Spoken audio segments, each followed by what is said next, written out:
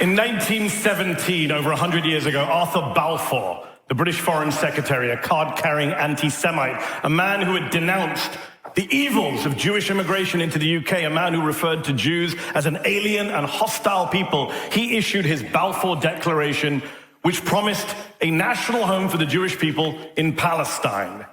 It was the first time a major world power had come out in favor of Zionism, which at the time was a pretty new and pretty controversial movement, calling not just for a Jewish homeland, but for the building of a Jewish majority state in Palestine.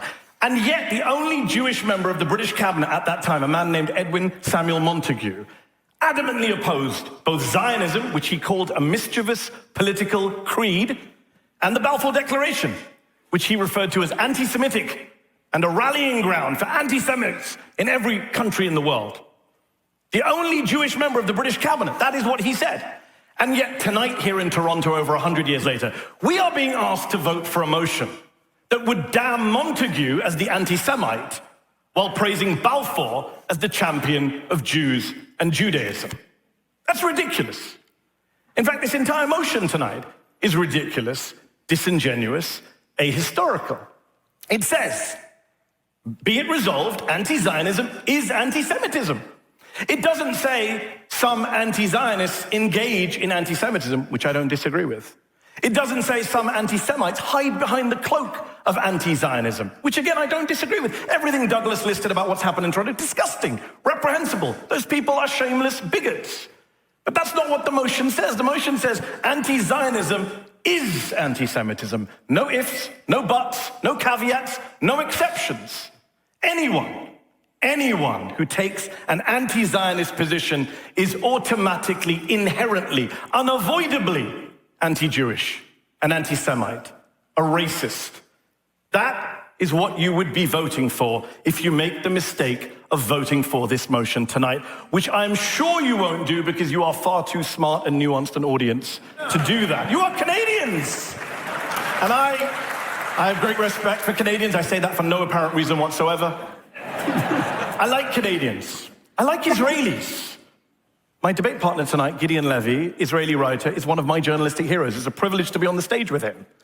But this debate fundamentally at its core, and I kind of agree with Douglas here, it's not about Israelis. It's not about Israel. It's not about Gaza. And by the way, on the subject of Gaza, given Douglas gave us some math about the death toll on October the 7th, horrific death toll, which we all condemn, I would remind you also that the death toll inflicted on Gaza, the deaths and injuries in Gaza are the equivalent, if we're going to do the ratios, of 2 million Canadians. 2 million Canadians. But that's not what the debate is about. It's not even about Zionism itself. It's about the legitimacy of anti-Zionism, whether you can be anti-Zionist, opposed to Zionism, which remember is a political ideology, a nationalist movement, not a religion, not a race, not a protected class, whether you can be anti-Zionist without being smeared, tarred, demonized as an anti-Semite. And I want to be clear tonight. You could be the most pro-Israeli person in this room tonight, the most proud and ardent Zionist here, and still vote against this motion with a clear conscience. Still vote with our side, the right side. Because this motion is not about whether you are pro-Israel or pro-Zionist. It's about whether the rest of us have the right, the freedom to take a different view on Israel, on Zionism, on Benjamin Netanyahu even, without being silenced, without being told we're racists. We're not. Anti-Zionism is not anti-Semitism. I'll tell you 3 reasons why. 3 reasons why you should oppose this motion tonight. Number 1, if you vote for this motion tonight, you are throwing logic, history, and the English language under the bus. Because anti-Semitism is hating Jews, the people, and Judaism, the religion. Anti-Zionism is opposing Israel, the state, and Zionism, the ethno-nationalist ideology that underpins that state. Zionism is not Judaism. Let me say that again for the people up top. Zionism is not Judaism. Right? It's a very modern, secular, political ideology, movement that was founded less than 150 years ago by an atheist named Theodore Herzl, who said, and I quote, "The anti-Semites will be our most dependable friends, the anti-Semitic countries, our allies." His words, not mine. Number 2, if you vote for this motion, you're throwing Palestinians as a people under the bus. You're telling an occupied people, a dispossessed people, to accept their own occupation, their own dispossession, meekly, in silence. Otherwise, they're racists. As my friend Yusuf Manaya, the Palestinian-American activist, says, to ask Palestinians not to be anti-Zionist is to ask Palestinians not to be. And number 3, last but not least, if you vote for this motion, you're throwing a lot of Jews under the bus as well. Not just Jews like Edwin Samuel Montagu, but Jews today. If you vote for this motion tonight, you're saying my debate partner, Gideon Levy, whose grandparents were killed in the Holocaust, who served for Shimon Peres, who's written for Haaretz for over 40 years, just won Israel's top journalism prize 3 years ago, he's an anti-Semite. You're saying the Satmar, the world's biggest Hasidic Jewish sect, which says it is fighting God's war against Zionism, is anti-Semitic. You're saying Jewish college students on campus, maybe some of them are your kids, members of If Not Now and Jewish Voices for Peace, they're anti-Semites. You're saying some of the most respected Jewish voices in the world, like Avraham Berg, the former Speaker of the Parliament, Miriam Margolis, the actress from Harry Bloody Potter, they're all anti-Semites. That is what you are saying. That is what you're signing off on if you vote for this motion tonight. So I have a simple solution for you all. Don't do it. Vote instead for common sense, for free speech, and the right to criticize a foreign country, the right to criticize a foreign country and a political ideology. I beg to oppose. But let me just do. Okay, so I'm going to continue this video in a quick second. What we just watched is Mehdi Hassan's opening statement in the Munk Debate. So this Munk Debate has been going viral lately, and you can't find it on YouTube anywhere. And the reason for that is because the Munk Debate guys are actually pulling these videos down due to copyright concerns. So your boy actually went out, paid for it, paid 25 bucks, and I watched the debate. And I want to post it on YouTube with commentary. Now, doing this, hopefully YouTube does not take it down. This is for your convenience. I hope you enjoy it. These are Mehdi Hassan's top moments, and we're going to continue in a bit. If you guys enjoy it, I will post the whole debate, and I'll give my commentary. So hopefully YouTube does not take it down. All right, let's get back to it. With a few things that Douglas said, because there were a few things were said. I mean, it's amusing. I wasn't surprised at all. I came to a debate in Toronto to debate Israel with two defenders of the current government, and so far Gideon and I, correct me if I'm wrong, we could have done a long list of you're apologists for genocide and war crimes and crimes against humanity. We didn't do that, but we've been called liars and Hamas supporters, and I get it. Neither of us talked about Hamas. We don't support Hamas. This is not a debate about Hamas. I know Douglas wants to redefine it as a debate about Hamas. Great, good for him, because he can't actually deal with the arguments we're putting forward. All the Jews who are putting forward these arguments, they're all anti-Semites, remember. I just want to deal with one point very important here. Douglas is the great journalist in Israel. I love this. Cosplaying as a journalist, going into Gaza with the IDF. Douglas interviewed Benjamin Netanyahu in January. Douglas did not. You're very bothered by Qatar and funding Hamas. They're your bosses. But well, we're talking about bosses. Let's talk to this. You're literally paid by them. I've interviewed Qatari officials. You could go on YouTube and watch my interviews with Qatari officials. And then you could watch Douglas interview Benjamin Netanyahu, where he asked him pearls like, is there another chapter left in the Netanyahu biography? That was the strong question for that. He didn't ask Benjamin Netanyahu, why did you work with Qatar to fund Hamas all those years? Ooh, that boy Mehdi Hassan. Why did you prop up Hamas all those years? Why, according to today's Israeli media, did you have reports that there was going to be an attack on your citizens and completely allow that to happen? Douglas didn't ask any of those questions. Instead, he'd like to spray around Hamas at the Muslim on the stage. Douglas referred to Hamza Yusuf, the First Minister of Scotland recently, as the First Minister of Gaza. Muslim guy. And he said, quote, you said, quote, he has infiltrated our system. Yeah, given we're at a debate about anti-Semitism, I find it ironic that you are throwing out some of the most bigoted dual loyalty tropes known to man, referring to a born British Muslim politician as the First Minister of Gaza. Since he's leveled that, I have to correct it. First of all, you obviously didn't see the whole interview with Netanyahu. You'd have seen the first question was one that no one else has asked him. But anyway. Did you ask about his support for Qatar and hostages? Gentlemen, we're going to read. We're going to reset. Douglas, did you ask him about It's lovely Qatari to have the Douglas and Mehdi show. But I'll be as brief as everyone else. The proposition tonight, I've sprayed around the word lie and liar, so let's return the compliment. Natasha lied when she talked about UNRWA and terrorism. The UN set up an independent inquiry, asked the Israelis for evidence. I know you don't want to hear this. They asked the Israelis, she's parroting propaganda from the Israeli government. The Israeli government was asked to give evidence. They refused to give their evidence. Every Western government, including your own, Canada's, has restarted funding because they looked at the evidence and didn't see it. That's great. I get it. But as Douglas might have once said, facts don't care about your feelings. To come back to the other point of lie, Douglas says the war would end if Hamas gave back the hostages. Complete lie. The Israelis have said, even if the hostages come back, we carry on the war. In fact, I interviewed Avraham Munter's nephew. Avraham Munter is a 79-year-old Israeli hostage right now. Poor guy, tragic. 79-year-old in captivity, should be freed, of course, had to have his birthday in captivity. His nephew says that every time he goes on the streets, Ben Gvir's police beat him.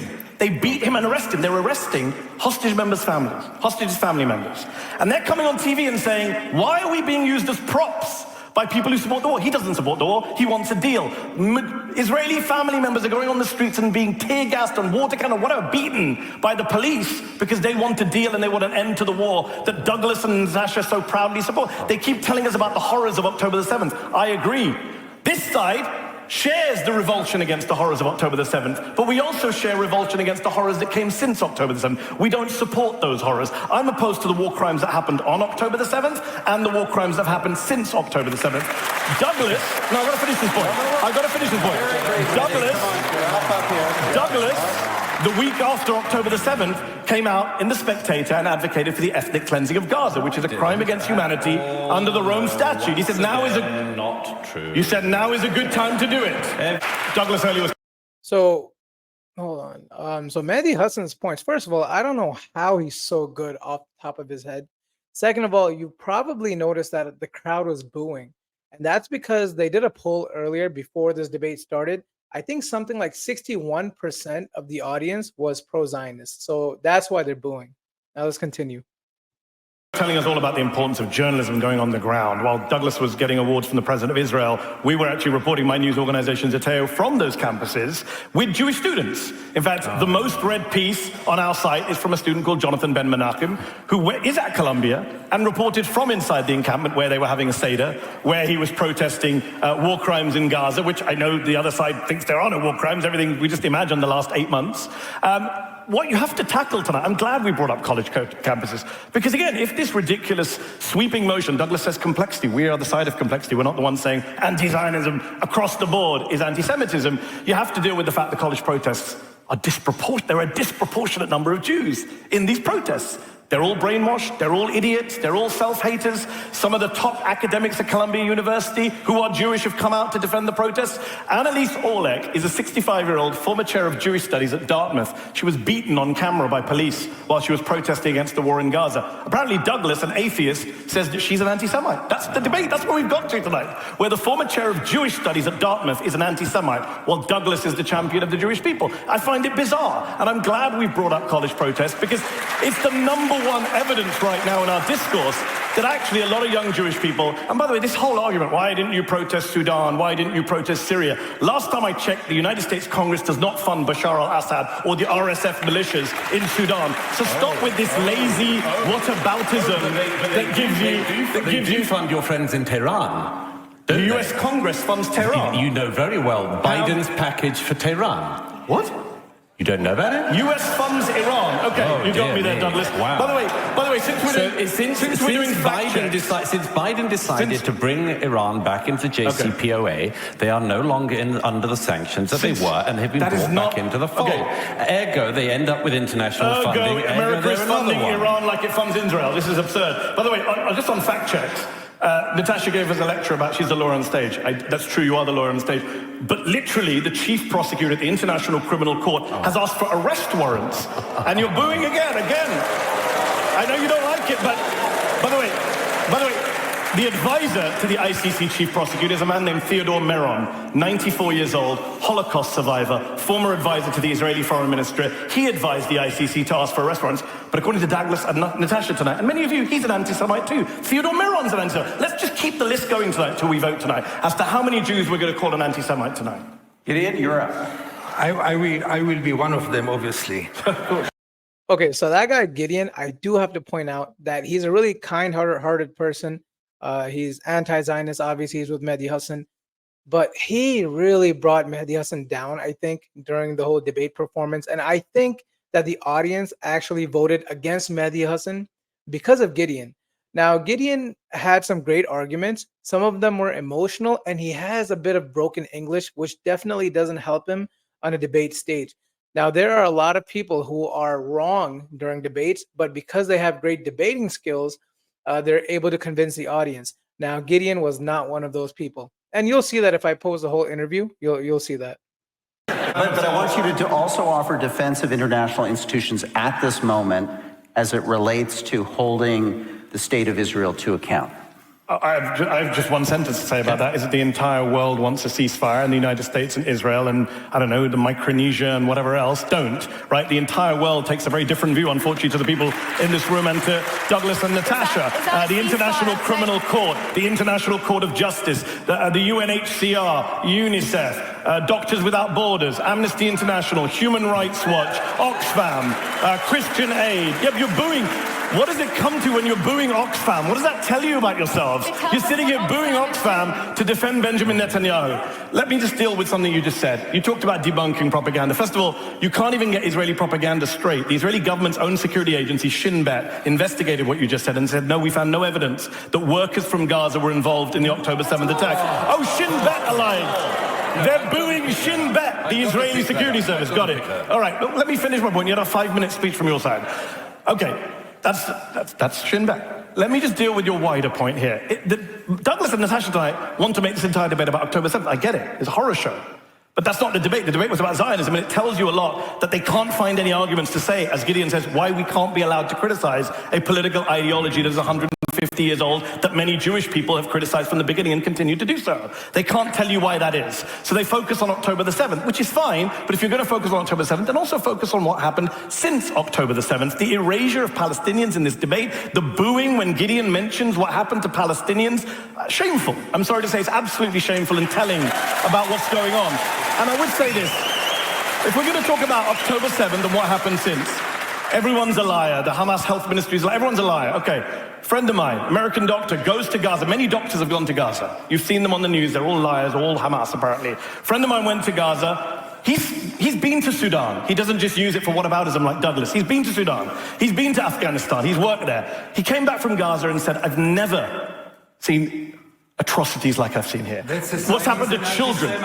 He's an anti-Semite because he saw children with burn wounds like he's never seen. He saw children with gunshot wounds to the head. To the head, but that's Hamas's fault. Everything is Hamas's fault. So let's talk about war crimes.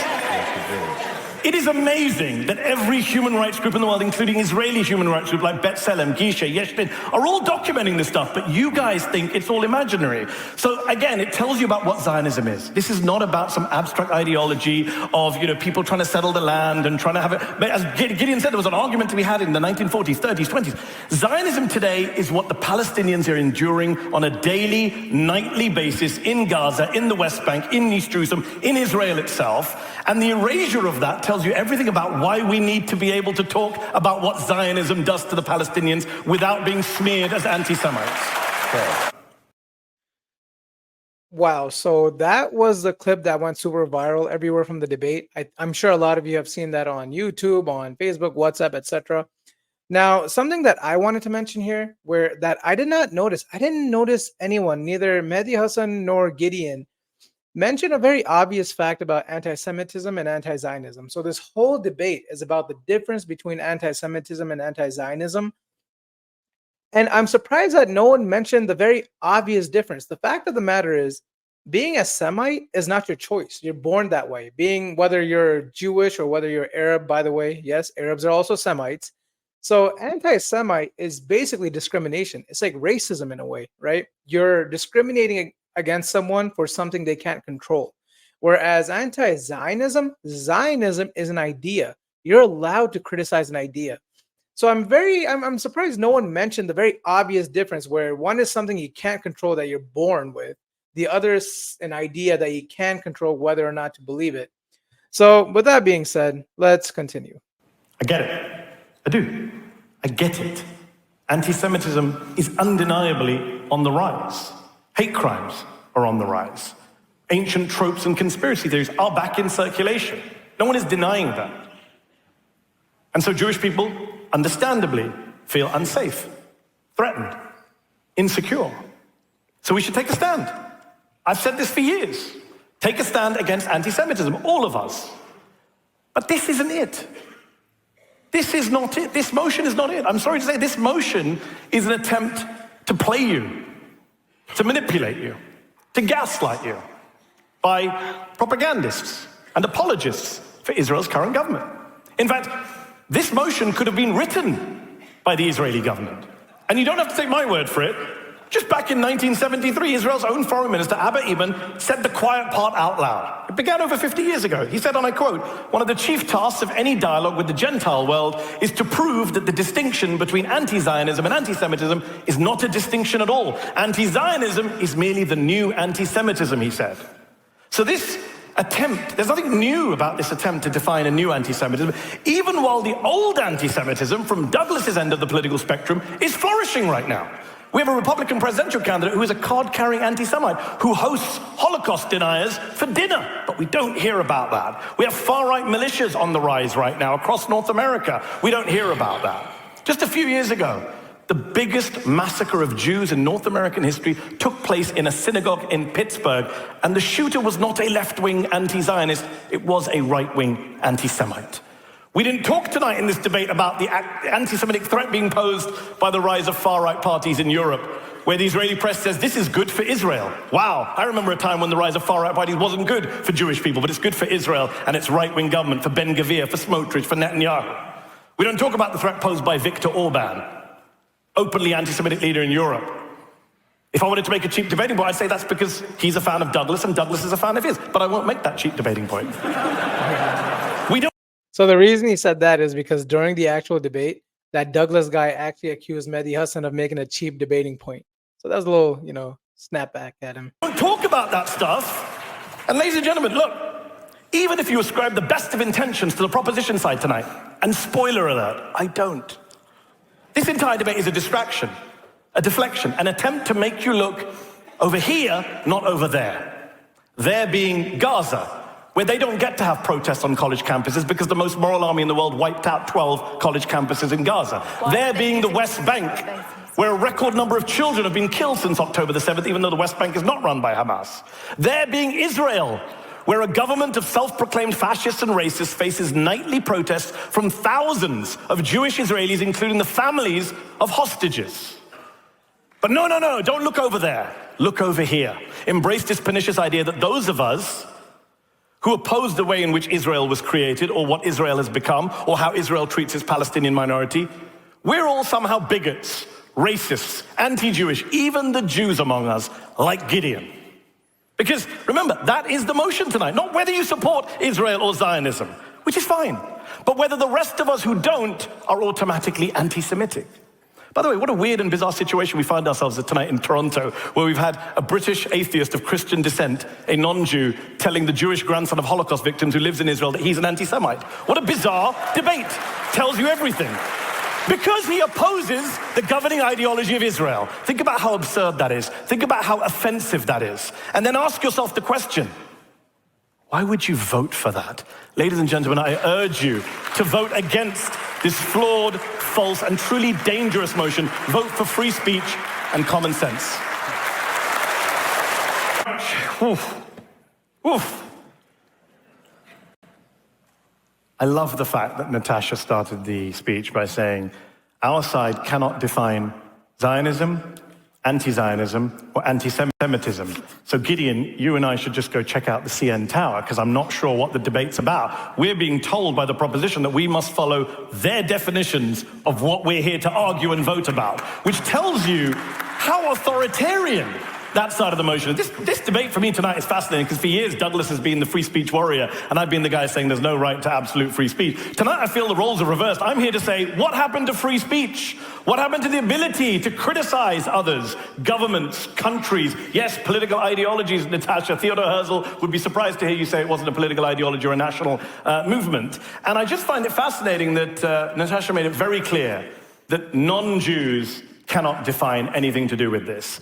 And then Douglas stepped up and accused every Jewish protester against Israel of being an anti-Semite, which I find offensive and ridiculous. Thousands upon thousands of Jews. You don't have to agree with them, remember, you don't have to agree with them.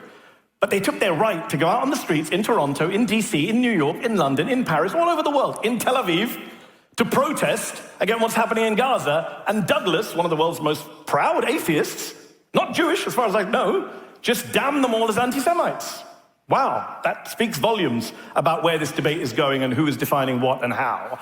As for Natasha's line and Douglas's line that if you don't support self-determination for a particular group, you're a bigot, well, you know, we've already had a lot of votes, so I won't ask you to click. I don't have power over your clickers, but I'd love to know how many people in this room either were in the last Quebec referendum or supported it from afar, because we're in Canada, where a bunch of people want to leave Canada and do their own thing, and I'm sure many people in this room legitimately oppose that, and no one says you're bigots towards the people of Quebec. Nobody says you're anti-French language.